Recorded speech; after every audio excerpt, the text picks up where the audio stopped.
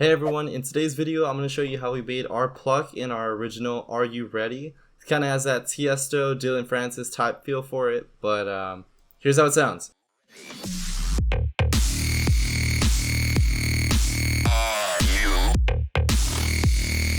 So I use a special wavetable and that'll be available to download in the description below. But anyway, so now that we have the initialized patch, let's load it up. We're going to drop right here, dynamic pitch follow. Move it around 23.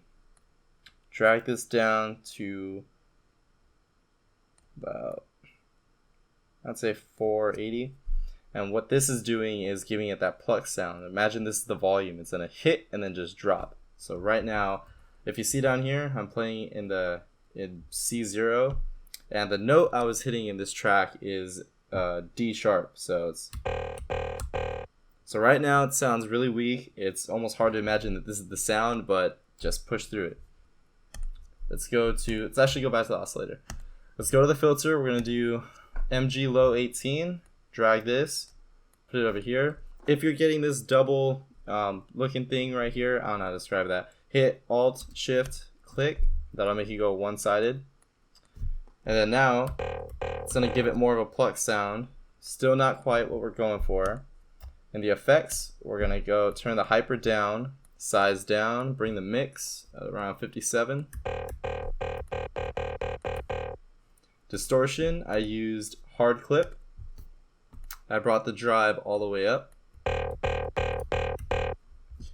we're going to do the compressor. We're going to use multiband. Bring the threshold down a tiny bit to increase the volume. And that is it here. Bring the release to about 52. And that's it for the sound in Serum. But what really made this pop was the post-processing. So this is it right here. Mess around with the wavetable position, whatever suits your needs and sounds good to you. I had it around 23. There we go. So now let's close out of here. The first thing we did was EQ the low ends out. Emphasize these right here. Let's solo this you can hear. Bringing more volume to that. And the high end, just a tiny bit. Okay. Next is the saturator. This gave it like a little more of a punch to it. And I used the medium curve right here. Gave it a drive of 2. You already see it boosts the volume a lot and it's kind of loud. Use the limiter. I think because originally I had it going in the red zone, which is no good. Then some reverb. Gives it that space. You can hear it in the background. I do the low cut and high cut. I like to mess with everything and have access to that, so I tend to use both of them. But I brought it really, really low because the higher it is, the more roomy it sounds. So you see how it is. So I didn't want too much, just a tad. But again, use whatever sounds good to you. The size I put it here to 43. Quality I put to high. Dry wet 22%. And then the auto filter was just to cut the sound, just to cut the high ends a tiny, tiny bit, but that's it. So if we minimize all of these, you can see how it sounds before and after.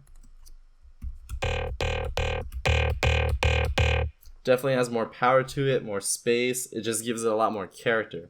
And here's how it sounds in the track. So it's not exactly how I have it in the track. There's just a little more tweaking. I didn't fine tune the numbers exactly. But I mean, you mess with it. I mean, that sounds super gritty as is. I think if anything, it needs a little more decay. Or less, actually.